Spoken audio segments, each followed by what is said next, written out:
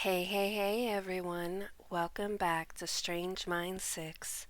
I'm your host Ruby, and today we're going to be getting back into Rebels and Revolutions by Judy Dodge Cummings. But before we begin, please hit that like button, hit that subscribe button if you haven't already. And if you're not already subscribed, it would mean a great deal to me if you did. And without further ado, my dear friends, grab a snack, grab a drink, sit back and relax, and let's get to it. On Christmas Day of 1776, Joseph received a present. His 6-month enlistment had ended. Joseph returned home to enjoy his grandmother's cooking. However, as spring tiptoed into Connecticut, Joseph grew restless. His country was not free,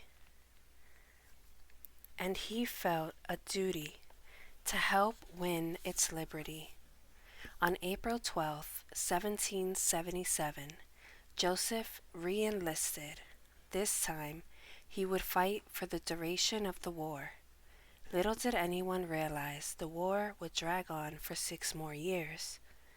6 more years of hunger, sleeping on the wet ground, and risking life and limb in defense of the United States of America. Joseph's revolutionary spirit was put to the test many times. In November 1777, he defended Fort Mifflin, an island fortress in the Delaware River. When the British laid siege to it, Joseph said the Americans put up with hardships sufficient to kill half a dozen horses. The British bombarded the island until the land resembled a plowed field. The rain of artillery was so constant that Joseph could not sleep for more than a few minutes at a time. On November 15th, American officers decided to abandon the fort, while 300 survivors were rowed across the river to New Jersey. Joseph and a crew of 40 men remained behind to burn the barracks before they evacuated. That night, British ships drew close to the island in preparation for an invasion the next morning. "We will give it to the damn rebels in the morning," said a British soldier, his voice carrying across the water. Hunkered inside the barracks, Joseph whispered, "The damned rebels will show you a trick. They will go off and leave you." After setting fire to the barracks, Joseph and the other Continental soldiers escaped by boat as cannonballs hammered them. As the war for independence dragged on, Joseph's rebellion transformed. While he still fought the British, he also rose up against his own commanders. It was Joseph's belly, not his patriotic spirit, that spurred on this resistance. The soldiers were forced to constantly forage for food because the army never provided enough rations. On one excursion, Joseph and friends in his company nabbed a goose from a farmyard. They plucked and roasted it, mouths watering all the while. But when the men divided the goose evenly, Joseph was left with one measly wing to fill his cavern of a belly. For Thanksgiving dinner in 1777, the troops were supplied with an extra ration of rice and a tablespoon of vinegar. Joseph and his friends were caught sneaking a few pounds of beef from the camp's storehouse to supplement this feast, and the meat was taken away from them. Thanksgiving dinner consisted of a leg of nothing and no turnips. Despite this deprivation, Joseph did not lose faith in the American cause. We had enraged in the defense of our injured country, he recalled. We were determined to persevere as long as such hardships were not altogether intolerable. But the hardships did become intolerable during the winter of 1779 to 1780. For the first time in recorded history, all the bays and inlets along the Atlantic Ocean north of North Carolina froze solid. In early January 1780, a 4-day snowstorm buried the Continental Army's winter camp in Morristown, New Jersey. Food supplies could not be delivered. Joseph declared the troops were absolutely, literally starved. The only thing he ate during these 4 days was a piece of birch bark.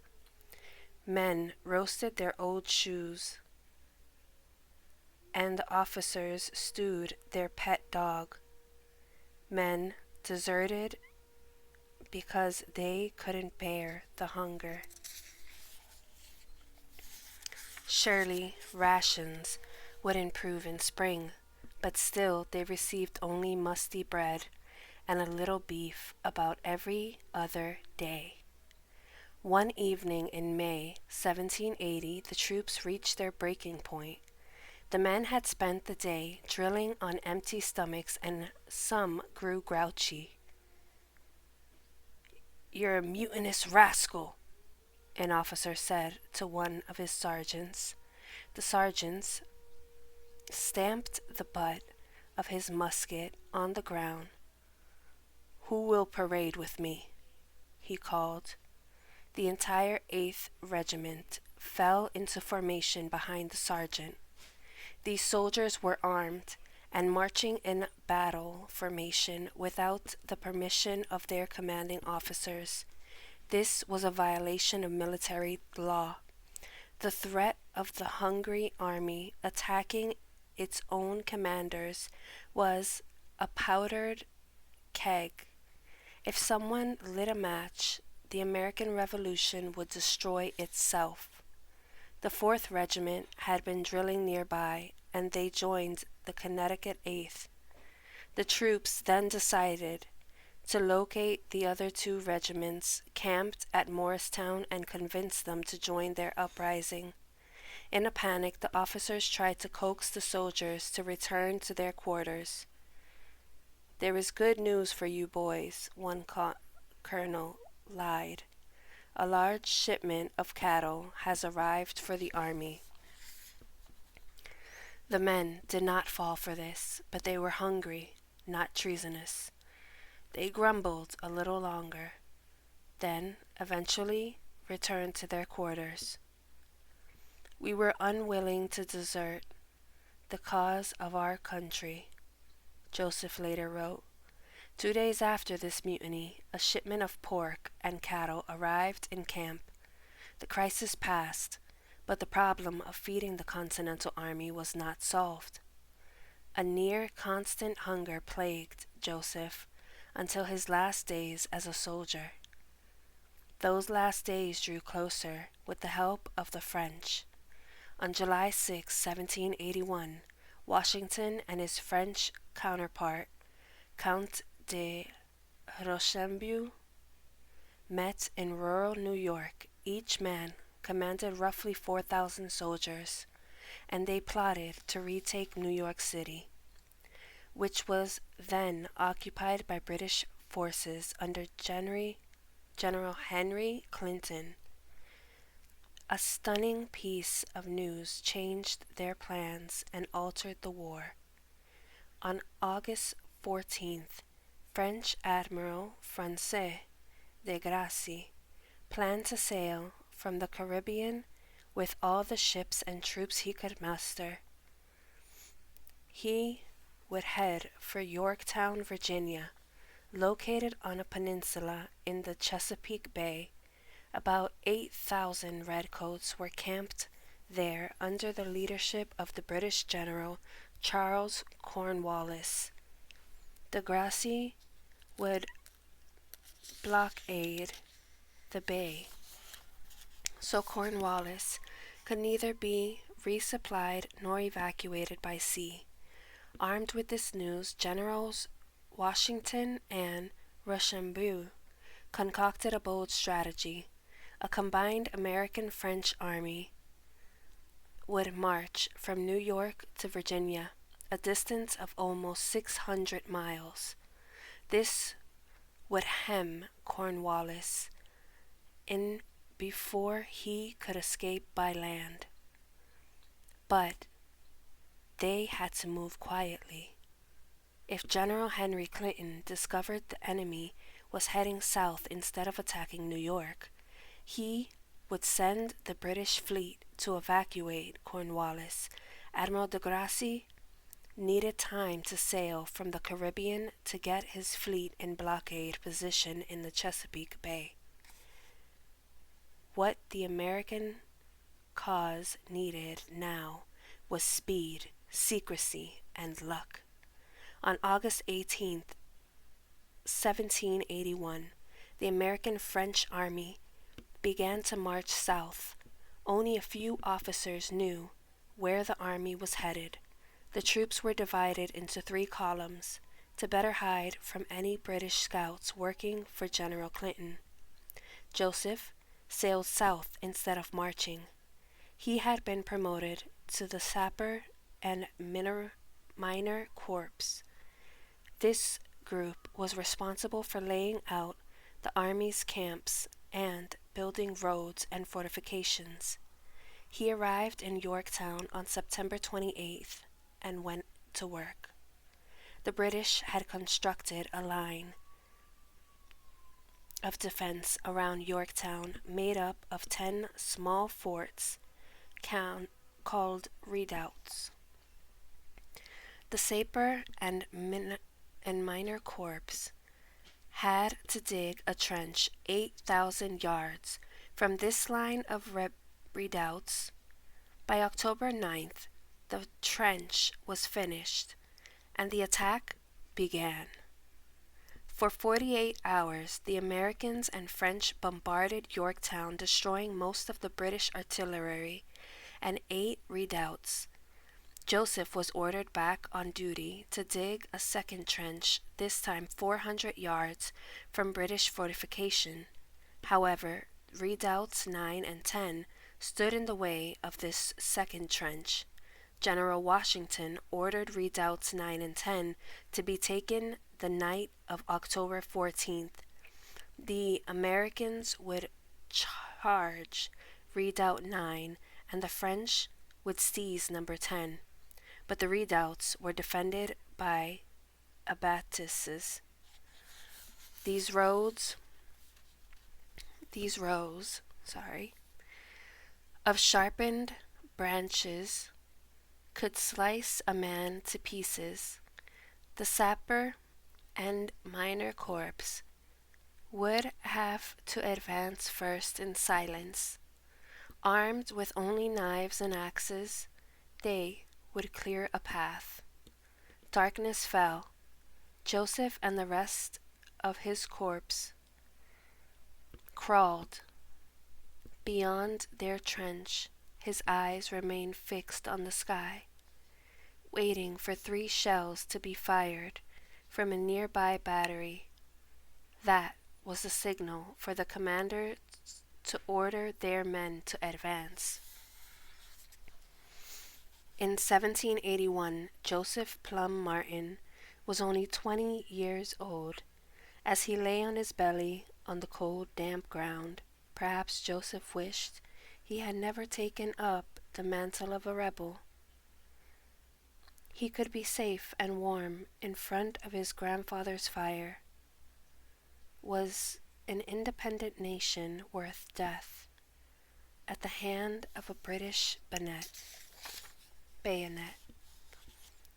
Suddenly, 3 balls of fire rocketed into the sky, the code word of the miners and sappers to advance was Rochambeau.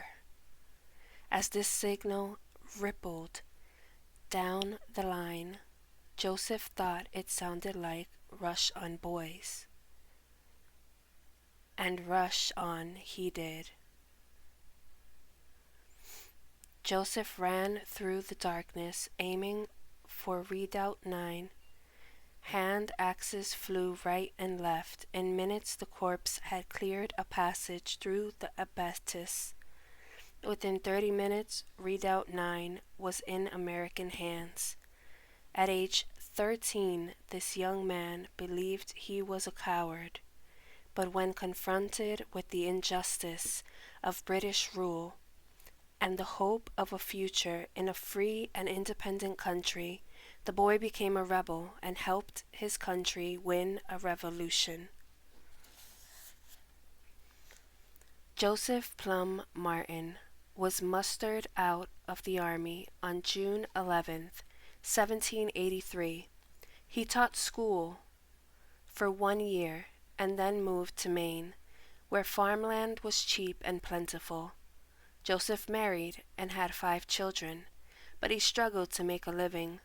When the Revolutionary War ended, the only pay soldiers received for their years of service was their guns. Finally, in 1818, veterans of the American Revolution who could prove they were poor received a pension. At age 59, Joseph testified in court that he was worth only $52. The government granted him a pension of $96 a year. In 1830, Joseph wrote a memoir of his experience as a soldier in the Revolutionary War.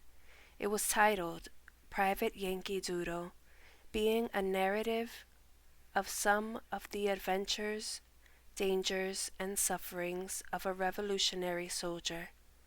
His rebellious spirit, still strong at age 70, is revealed in these words.